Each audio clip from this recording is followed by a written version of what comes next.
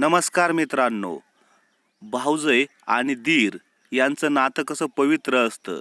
भाऊजय ही दीराची आई असते. असं हे पवित्र नातं काही ठिकाणी कलंकित होतं. कार्तिक अमृताला म्हणाला, सगळे सामसूम झाले की हळूच या, मला तुमची चिमणी पाहायची आहे. कार्तिकची ही गोष्ट ऐकून अमृताला तर खूपच आनंद झाला. म्हणून अमृताने बोलता बोलता अचानक कार्तिकच्या पोपटाची चोचच पकडली. तसा तो बोलला, असं नका करू वहिनी, आता तो झोपलेला आहे. जर तो झोपेतून जागा झाला तर तुमचं काही खरं नाही. आणि एक तर तो उठला की लवकर झोपत पण नाही. यावर अमृता पण त्याला बोलली की माझी चिमणी पण तयार आहे तुमच्या पोपटासोबत लढाई करायला. कार्तिकला अमृताच्या बोलण्याचा अर्थ समजला होता. तसा तो तिला गुदगुल्या करत अंधारात घेऊन गेला. अंधाराचा फायदा घेऊन त्या दोघांनी आपापले दोन्ही पक्षी पिंजऱ्यातून मुक्त केले. तेव्हा त्या ठिकाणी कार्तिकचा पोपट आणि अमृताची चिमणी दोघेही खूप रागात होते आणि क्षणाचाही विलंब न करता त्या दोघांची लढाई सुरू झाली. लढाईच्या शेवटी मात्र कार्तिकच्या पोपटाने अमृताच्या चिमणीला पाणी पाजले. कशा प्रकारे आणि कसे पाणी पाजले हे संपूर्ण सांगतो, ऐका. नमस्कार मित्रांनो. अमृताचं वय 23 वर्ष आहे. तिचे रोहन सोबत लग्न होऊन तिला एक प्रज्वल नावाचा मुलगा सुद्धा आहे. तिचे लग्न होऊन 2 वर्ष झाली आहेत. पण अमृता तिच्या नवऱ्यापासून म्हणजे रोहन पासून अजिबात खुश नाहीये. लग्न झाले तेव्हा सुरुवातीचे 5-6 महिने सगळं नीट होतं. पण परत परत तिचा नवरा रोहनचा त्या गोष्टीतील रस कमी होत गेला. पण याच्या उलट अमृताचा त्या गोष्टीमधला रस वाढला. तशी 23 वर्ष म्हणजे ती खूप तरुण आहे. दिसायला पण छान आहे. तिने कितीतरी वेळा रोहनला समजावलं की मला आता नाही राहवत, मला ते पाहिजे. हे वय निघून गेल्यावर त्या गोष्टीचा नंतर काय फायदा. पण तो तिच्या बोलण्याकडे अजिबात लक्ष देत नव्हता. त्यामुळे तिला रोहनचे बोलणे अजिबात पटत नव्हते. अमृताने कितीतरी वेळा विचार केला की त्या गोष्टीसाठी बाहेर कुठेतरी कुणीतरी बघावं. पण परत जर सापडलं तर काय होईल. तिला ह्याची भीती पण वाटायची. पुढे कोणीतरी मिळेल या अपेक्षेने ती कसं तरी दिवस ढकलत होती. कोणतरी भेटेल, आपली इच्छा आकांक्षा पूर्ण करेल. पण तिला आता सहन होत नव्हतं. जो कोणी भेटेल त्याचा पूर्ण रस पिळून घ्यायचा असं तिला झालं होतं. रोहनला तर तिच्या इच्छांशी काही देणं घेणंच नव्हतं. आणि विशेष म्हणजे एवढ्या तरुणपणी तिला बाळ झाल्यामुळे रोहन पासून वेगळंही होता येत नव्हतं. आणि अमृता रोहन पासून जर वेगळी झाली तर जग काय म्हणेल, वेगळी झाले तर दुनिया काय म्हणेल. त्यामुळे तिच्या बाळाचं चरित्र आणि भविष्य दोन्ही खराब होईल. त्यामुळे अमृताने स्वतःच्या नशिबाला खूप दोष दिला. नंतर काही दिवस असेच गेले. एका दिवशी अमृता अशीच व्हिडिओ बघत बसली होती. तेव्हा मोबाईलवरती तिला एक असा व्हिडिओ दिसला, तो म्हणजे देवर भावीवाला. व्हिडिओमध्ये दिसत होते की दीर त्याच्या वहिनीला मन भरून प्रेम करत आहे. व्हिडिओ बघून तिच्या मनात पण इच्छा जाग्या होऊ लागल्या. हे सर्व व्हिडिओमध्ये होऊ शकते, मग मी हे सर्व प्रत्यक्षात का नाही करू शकत. माझ्याही काही इच्छा आकांक्षा आहेत, माझ्या पतीला ह्या कळत नाहीत. मग हे सर्व प्रत्यक्षात का करू नये हा विचार तिच्या मनात येत होता. आणि विशेष म्हणजे तिच्या दीराचं म्हणजे कार्तिकचं अजून लग्न सुद्धा झालेलं नव्हतं. आणि तिची ती अपेक्षा दिवसेंदिवस तीव्र होऊ लागली होती. तो व्हिडिओ पाहिल्यापासून ती आता रोज कार्तिक घरी येण्याची वाट बघू लागली. आता तिला जितका आनंद रोहन घरी आल्यावर होत नव्हता, तितका आनंद आता दीर घरी आला की होत होता. आता कार्तिकला ती स्वतःच्या हाताने जेवण वाढत होती. त्याला काय हवं नको ते पण तीच बघू लागली.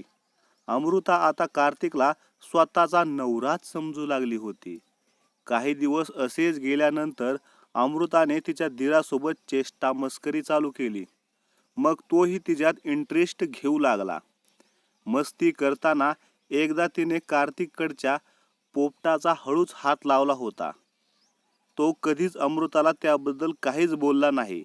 त्यामुळे अमृताला तर कार्तिकची त्यावेळी शंकाच आली, हा नक्की पुरुषच आहे ना. इतक्यात तिला आठवले की माणूस तसल्या गोष्टी करायला घाबरतो म्हणून तो पुढाकार घेत नव्हता. म्हणून अमृताने विचार केला आणि त्या गोष्टी स्वतःच पुढाकार घेत त्या पोपटाला हात लावून त्याच्या इच्छा जाग्या केल्या. तेव्हापासून घरात कोण नसेल की अमृता कार्तिक सोबत चेष्टा मस्करी करायची. कधी त्याच्या इथं तर कधी त्याच्या नको तिथं हात लावायची. आता त्याला सुद्धा अमृताचे हे वागणं आवडू लागलं होतं. त्यामुळे कार्तिक सुद्धा मुद्दामूनच आता रोज तिच्या नवऱ्याच्या आधी घरी येऊ लागला होता. अमृताचा दीर कार्तिक तिला आता समजून घेऊ लागला. कार्तिक आणि अमृता रात्री रोजच मस्ती करायचे. नंतर एके दिवशी स्वतः कार्तिक तिला म्हणाला, सगळे सामसूम झाले की हळूच माझ्या रूममध्ये ये. अमृता तर कित्येक दिवसापासून याच सुवर्णक्षणाची वाट पाहत होती. आता तिची तर खूपच इच्छा झाली होती. आता राहवत नव्हतं म्हणून तिने आनंदाच्या भरात कार्तिकच्या पोपटाची चोचच पकडली. तसा तो बोलला, असं नका करू वहिनी, जर तो जागा झाला तर तुम्हाला ऐकायचा नाही. खरं तर तो उठला की लवकर झोपत सुद्धा नाही. तशी अमृता त्याला बोलली, माझी चिमणी पण तयार आहे तुमच्या पोपटासोबत लढाई करायला. तिला माझ्या बोलण्याचा अर्थ लगेच समजला. तसा तो तिला गुदगुल्या करत अंधारात घेऊन गेला. तेव्हा अमृताने त्याच्या पोपटाला पहिल्यांदा आणि प्रत्यक्षात पाहिले. नंतर तिने सुद्धा तिची चिमणी पिंजऱ्यातून काढून त्याला दाखवली. आणि जेव्हा चिमणीने पोपटाला पाहिले आणि पोपटाने चिमणीला पाहिले तेव्हा मात्र क्षणाचाही विलंब न करता जोमाने लढाई चालू झाली. लढाई खूप वेळ चालली. जवळजवळ लढाई अर्धा ते 1 तासापर्यंत होती. या लढाईत पोपटाने बाजी मारली. पोपटाने शेवटी चिमणीला पाणी पाजले. या लढाईच्या अंतिम क्षणी अमृताच्या सासूचे लक्ष दीर भाऊजाईच्या जोडीकडे गेले. अमृताला तर त्या क्षणाला काहीच कळले नाही. कुठून काय झाले आणि समोर आभाळ पडले तशी तिची गत झाली. आणि पुढच्या क्षणाला समोर सासूबाई आली. तिच्या सासूने त्या दोघांकडे पाहिले आणि त्यांनी सर्वप्रथम कार्तिकला खेचत रूममध्ये नेले.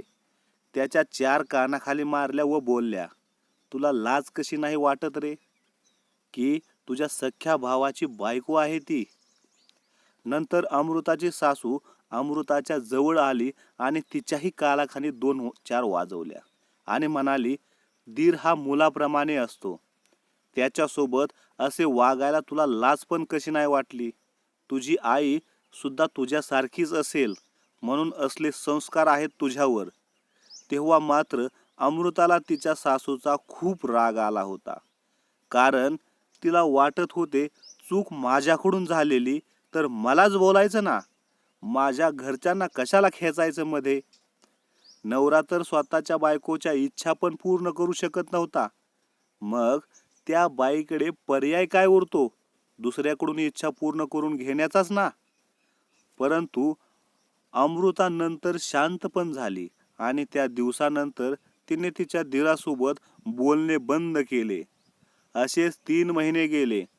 नंतर काही कार्यक्रमासाठी अमृता माहेरी आली होती. आता तिची राहिलेली इच्छा तिला पूर्ण करायची होती, पण ती इच्छा अजून पूर्ण झाली नव्हती. कार्यक्रमासाठी अमृताचा काका पण आला होता. त्याचे नाव रोहित असे होते.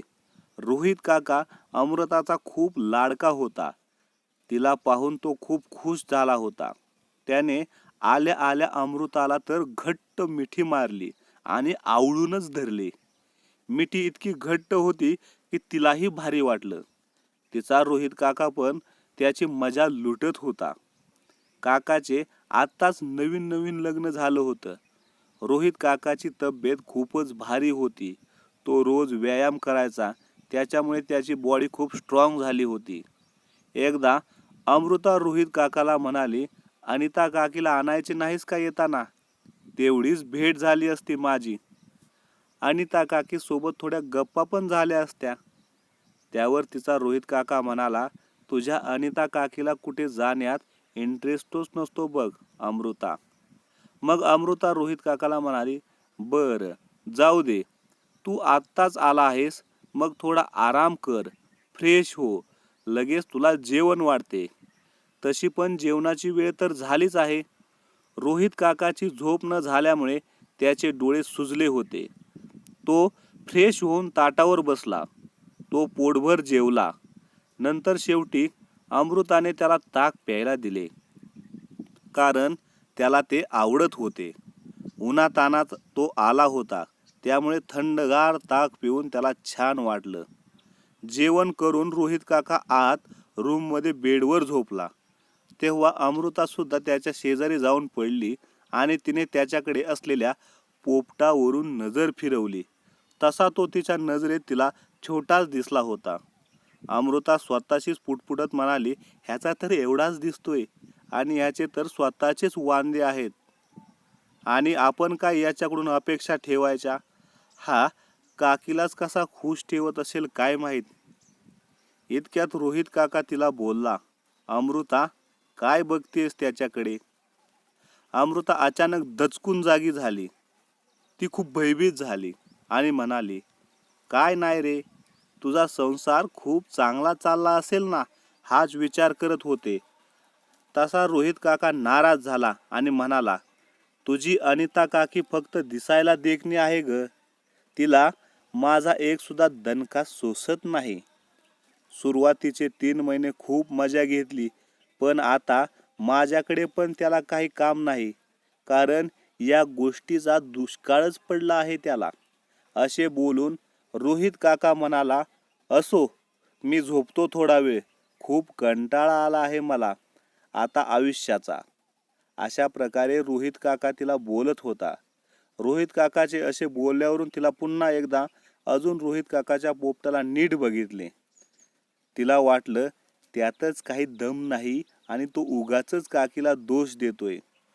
अशा प्रकारे ती रोहित काकाबद्दल विचार करत होती. अमृता माहेरी पोपटाच्या शोधात आली खरी, पण तिला मात्र तो मिळाला नाही.